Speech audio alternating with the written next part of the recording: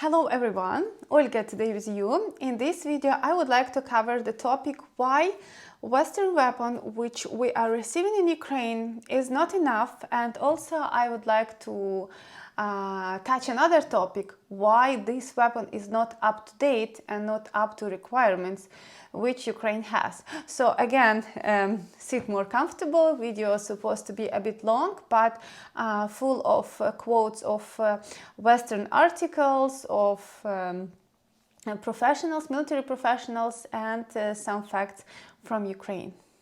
Let me quickly cover the whole history on the conflict if somebody already get lost and forget timeline what was happening. So today we'll be talking just in the perspective of weapon which Ukraine had on the moment. So the first stage of invasion started in 24 February, and it was all the time when Russia was trying to surround Kyiv, the capital. And they bring so much weapon, of course. They was preparing this invasion very great. They was knowing in which day they will invade Ukraine and so on. And Ukraine from the other side somehow for sure was not really ready and wasn't really having weapon which can be equal to the weapon which Russia was using and engaging in surrounding Kyiv. The beginning of invasion started with the fact that Russia started heavily bombing all Ukrainian cities, all civilian targets. They just start bombing houses with apartments, no kind of military objects, and in the same time they start going by land, invading more and more cities and try exactly to take over Kyiv. Well, in that time, Ukraine didn't really have any weapon which can resist such invasion. All our politicians and just normal people in social media, they start asking for any kind of help and any kind of weapon from the Western world. The only things which we got on that moment on the first stage was javelins and stingers.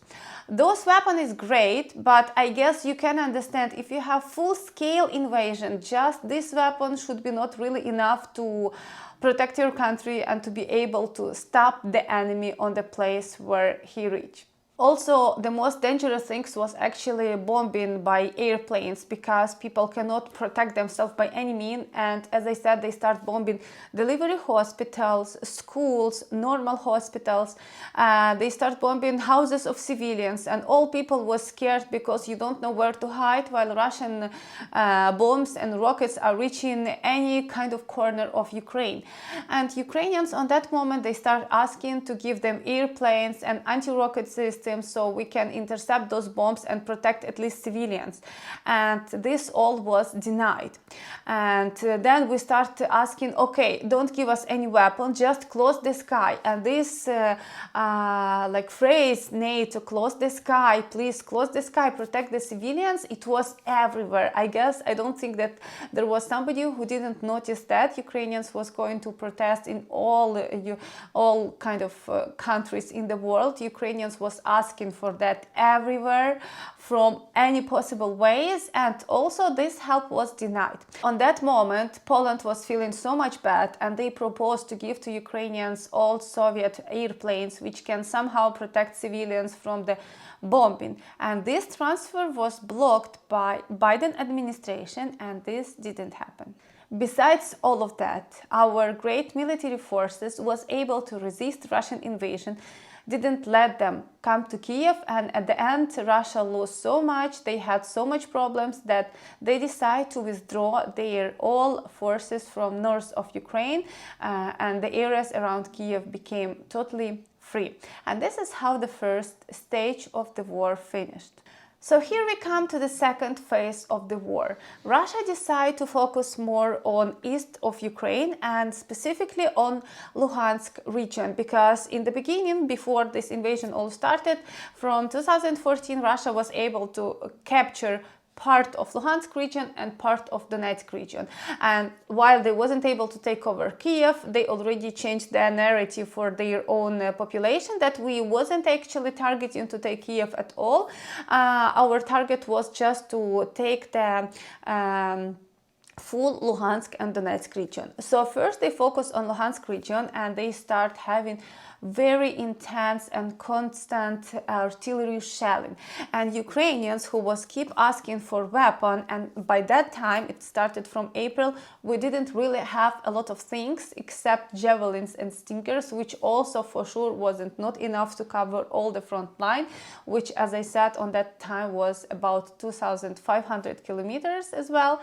So that was not enough. The Russians started advancing so much, and Ukrainians, while they didn't have enough weapon just to save the life of the soldiers, they had to go back and let actually the Russians to occupy all territory of Luhansk region, plus start going more and more close to Kharkiv. And Kharkiv, this is a very strategic city. It has about 2 million people. It was under everyday bombing, and there was so many crazy things. They was bombing just at totally residential civilian areas where is no military object, no infrastructure object, no industrial object, nothing, and they almost smashed this area totally. So while Ukrainians had to pull back from Luhansk region because of lack of weapon, Russians start focusing on Donetsk region, and that is somehow a third phase of Ukrainian-Russian war. On that moment, finally, by so many efforts of all Ukrainians, of our diplomat, of many European and American supporters of Ukraine, US finally make decision to give to Ukrainian weapon called HIMARS. And on that moment, they supply, I guess they started with 12, then they moved to 16, and I guess at the end we got 20 of them. And those HIMARS, they tremendously changed the whole game in the east of Ukraine. Ukraine was able to convert their defense to offense. HIMARS is high mobility artillery rocket system, and it works with kind of like two rocket types. One type of rockets is GMLRS, which can reach up to 80 kilometers, and another type of rockets is ATACMS, which can reach up to 300 kilometers. Ukraine is receiving only the one which can reach up to 80 kilometers, and even that things, all actually American weapon and all the weapon at all which we are receiving in Ukraine, here comes the very interesting point. We are not allowed to use them on the Russian territory. And this is very important to understand, because this is also things which is very important and which is delaying all war in Ukraine and delaying the success of Ukraine, just because even with not much weapon which we have right now, we are not allowed to use it on Russian territory. And here I need to talk about it for sure more, because that is some kind of a deal breaker. So imagine we have Kharkiv, which is a city with 2 million people. Many people who've been in Ukraine, they know about this city. It's a very big city, and you can imagine what is the city with 2 million people. This city is located relatively close to Russian border, and Russia launching all the rockets from the Russian territory, because once they launch the rocket from the Russian territory, it needs only 45 seconds to reach the city, so people cannot even run to bomb shelters. This is so much short time. And imagine they was bombing civilians, no military targets at all, constantly. I guess something like 5 months, 6 months by that moment, and still, actually till now, nothing changed till now. It's already how much war is coming, now it's November. Till now, we are not allowed to reply them and hit the rocket and hit the military base, which is killing our people in Russia, by this weapon. So we are allowed to use this weapon only if Russia will move these rockets launchers to Ukrainian territory, then we can hit them. But while they are not moving them to Ukraine, and most of rocket attacks are not really happening from Ukrainian territory, Russia launching all of them from their territory, we actually cannot prevent this bombing by any means, and we just need to deal with that and run to bomb shelters and hope that it will not reach to your house today. Okay, I guess it sounds a bit doesn't make sense for many people, because while so many countries already spending or wasting so much money on Ukrainian defense, why from the same time they are doing Ukrainian defense is really not possible and very, very limited, and that is actually continuing the war and continuing the effect of the war for all the countries with all the energy prices and so on. Well, this conflict actually could be finished much faster if we just have right to reply. And here is the answer. I'm giving you a quote, it's not my words. National Security Advisor Jake Sullivan explained that administration does not want to head down the road towards a third world war. And this answer that we don't want escalation sounds every time when Ukraine is asking for any kind of weapon. Yeah, we will give you some protection, we will give you some of these things, we will give you that things, we will give you something which can reach for 40 kilometers. But Russia is launching rockets from 2000 kilometers, you know, even if we can fight it so much with 40 kilometer, 50 kilometer range, we still cannot really succeed because they are launching from much more far territories. Anyway, that is just my words, but I want to quote you another Washington Post columnist. He said, "This strategic calculus makes no sense. Does Sullivan really believe that Putin will launch World War III if the United States supply rockets with a range of about 180 miles, but will hold off as long as we are supplying only rockets with a range of 50 miles? Or that the provision of HIMARS, NASAMS, air defense system, 155mm howitzers, Phoenix Ghost drones, Javelins and Stingers isn't too provocative, but fighter aircraft and tanks would be?" And I will leave you all the links in the description to all these articles, because I found them extremely interesting, and it is exactly showing this point of view, why Ukraine is always not receiving enough weapon and not the weapon which we need to have victory over Russia.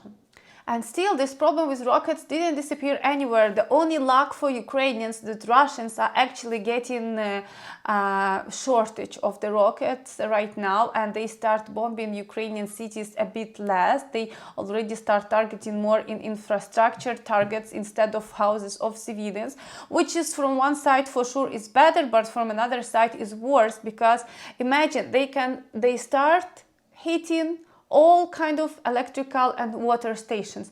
And imagine Kiev, which has 3 million people. Even now it's, let's say, 2 million people right now living in Kiev. And 80% of people sit without water and without electricity. Can you imagine we have buildings which is 25 floors, and how somebody need to walk every day because there is no elevators for sure working, and he's not just walking, he need to carry so much bottles of water with himself because at home he has no water.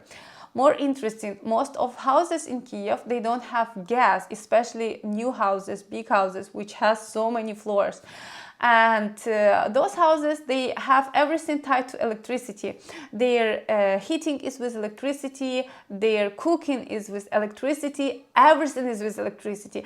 And actually, while you don't have electricity, you cannot cook, you don't have water, you don't have heating, and you actually need to walk something like 25 floors without elevator. Imagine how is it for old people, how is it for moms which has strollers with the kids.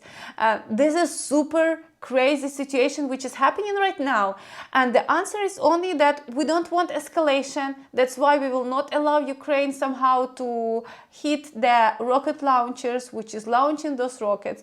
We just can give you a couple of anti-rocket systems, and this is finally just right now, after something like 9 months of the war, we start receiving something which is for sure still would be not enough to cover all the things.